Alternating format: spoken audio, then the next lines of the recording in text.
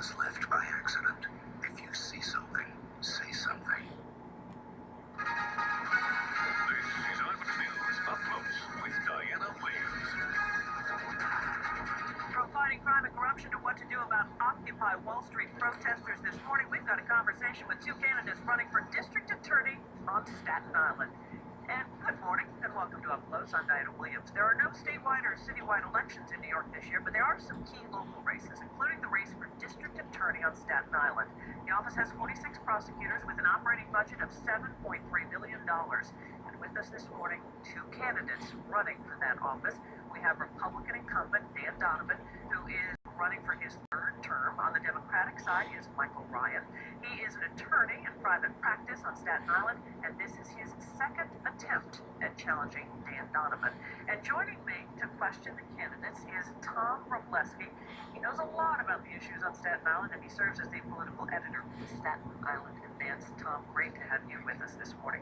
We should mention, by the way, this is not a debate, but what we like to call a conversation with the candidates. So, gentlemen, good to have you here with us this morning for this conversation. Thank you for having us. Thank you for being here. And let's start with the big story that I know we've covered a lot here at WABC, stroller shooting.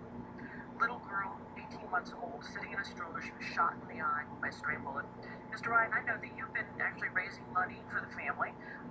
And my question to you would be, is it appropriate to get that involved in that case? And secondly, my question to you, Mr. Donovan, is I know you offered to relocate the family, but not the father. So I want to hear about that. So let's begin with you, Mr. Ryan. Why are you involved in fundraising for this family? Is that appropriate? I responded to a community outcry.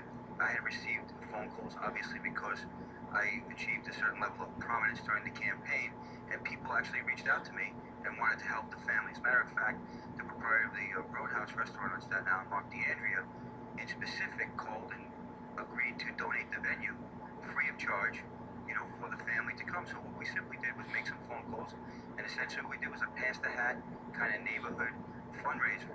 It took on a life of its own and received some media attention, but that certainly wasn't publicized by us. Did you think it was appropriate, Mr. Donovan? I didn't have an opinion. No, I was certainly able to raise money for this child. The child's a victim in all of this. My It's still disagreement, an open case. yeah, and my disagreement with Mike is, yeah, he might have a conflict if he wins the election, but my disagreement with Mike was the relocation of the family. Okay, so yeah, talk about that. Yeah, we have a witness protection program on Staten Island. I started it 8 years ago when I took office. I've spent hundreds of thousands of dollars to protect courageous people who came forward either as a witness or were threatened as a victim of a crime at no expense to our taxpayers. I use the money I take from drug dealers through forfeiture proceedings and use that. In this case, there was no threat or intimidation of the family, but because of the severity of the injuries to the child and because of the circumstances surrounding the shooting, I offered to relocate the baby, her mother, who was working at the time of the shooting, and her mother, the grandmother of the child, because she was the caretaker of the child, but not the father. The father was not on the lease in the development where they were currently living. He wasn't living with the family. The father was involved in an altercation that instigated the shooting. The father, after shooting, ran and left the baby and another 4-year-old. The father has 2 open cases in my office, and he's twice a convicted felon. I wasn't going to spend a dime of my resources protecting him. You've taken issue with this? I certainly have. As a father myself, Dan has on several occasions indicated that the father was not a victim. As a father, if your child suffers an injury, the primary victim is the child, no doubt. But the entire family was the victim of that tragedy. And to say that you're not going to relocate a married father, they're married. I mean, that's been lost in this shuffle. This couple was a married couple with a family. Now, it might not have been the family that we would all want to hold up as an example of the perfect family, but it's their family. And you can't separate the father from the child, especially in the immediate aftermath of such a tragic shooting. Did the father want to be relocated? I don't know. We never spoke to the father. He's represented by an attorney. We can't speak with him. I spoke with the father, and I spoke with the mother, and they wanted to be relocated. They wanted to be relocated together. And yesterday, when we were having a conversation about this, Dan indicated that the father simply wanted to be relocated to get free government housing, I don't know how he can make that statement when he's never admittedly spoken to the father. The father wasn't living with the family at the time of the shooting. So why now all of a sudden he wants to live with them at my expense? We're not going to pay for a defendant in a who has 2 open cases in our office. It's a witness protection program. The purpose of it is to protect people who are intimidated or threatened. This man's is neither intimidated or threatened.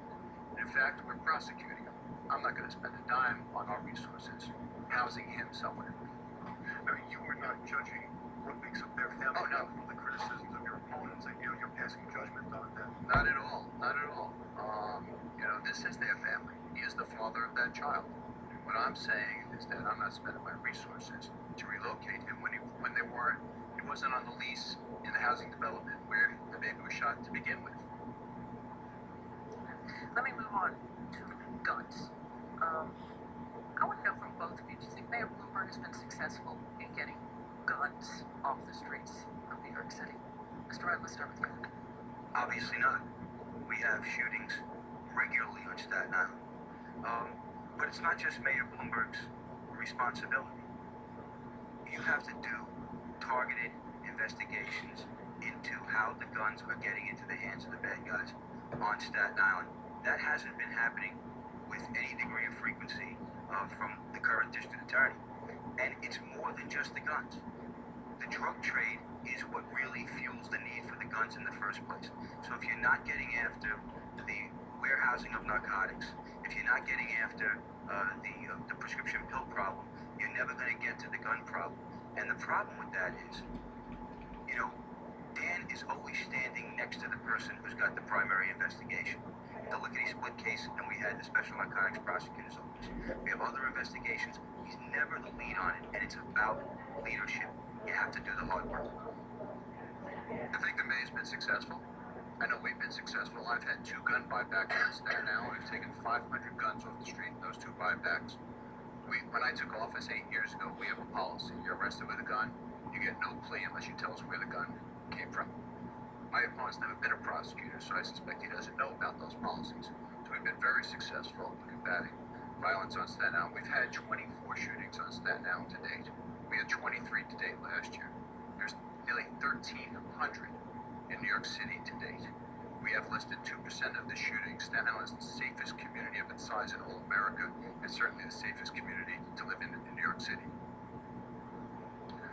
A Staten Island police officer was recently charged with federal civil rights violation. He was accused of falsely charging a black man with resisting arrest after stopping apparently for no reason. He's also used a racial slur to brag about the incident. And the critics of the Stop and Frisk program say that this is a clear example of how racist the policy is. Do you think that the Stop and Frisk should be stopped?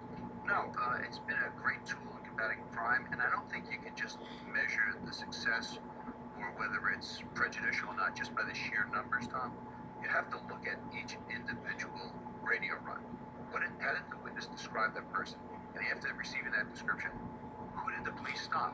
If the police are looking for a female white who's 5'2" and are stopping African American men who are 6 foot, then there's a problem. But you'd have to look at each individual case in order to determine whether or not this is a rogue stopping of innocent citizens or it's part of a police investigation. What do you think of the Stop and Frisk policy?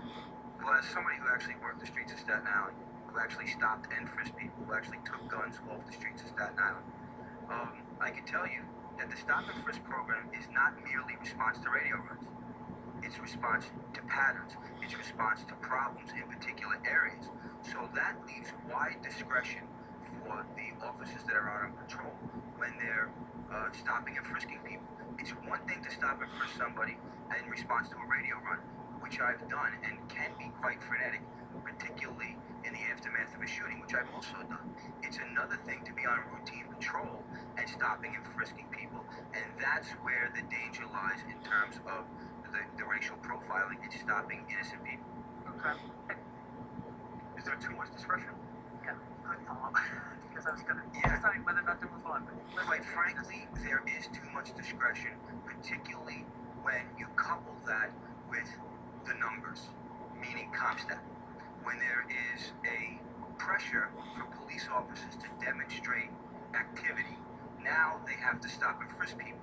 They should go back to the old CPOP, which was, they would say, show me out, park, walk, and talk, which meant that the cop was going to get out of the car and go around and talk to people in the neighborhood and find out what's going on instead of having always a confrontational conversation. This leads me to a quick follow-up, though. Police corruption. We're seeing a lot of issues right now within the NYPD. Very quickly, do you think the NYPD is doing a good enough job policing itself? Mr. Red, start with you real quick. I think the vast majority of men and women that serve the city of New York as police officers are good, decent, honest folks that want to go to work and do a good The job for the question city. is the department doing a good enough job policing itself? You know, the fact that these issues are coming to light is an indication that the police department is doing internal investigations as well. Actually, most of these are not coming from internal investigations. These investigations are coming from outside investigations or sources. So it's not internal affairs that's doing these Through investigations. the cooperation, particularly the Bronx case, ended up having significant cooperation. As I understand it, I'm only reading the media accounts, had significant cooperation from Internal Affairs Bureau. Okay, you're kind of shaking your head over here. And my question is the police department doing a good enough job policing They this? do a remarkable job policing themselves. The number of logs we get, complaints, and the number of investigations that the Internal Affairs Bureau does, some are substantiated, some aren't. These particular ones you're talking about, over the last 2 weeks, we've had over 25 police officers arrested. And yes, some of those came out of federal investigations. The gun runners from the 6A precinct came out of a federal investigation. But the police department does a remarkable job. You'd be surprised to know how many investigations the IAB and the police commission has put a lot of resources in there. It's probably the only part of the police department that has received significant increases in their budget, while everybody else you're reading about is getting cuts in their budget. Okay, we're going to have to take a break, sadly, and we're going to come back and continue our conversation with the candidate for Staten Island District Attorney when we come back. Hopefully we can get into a lot more questions here. Okay.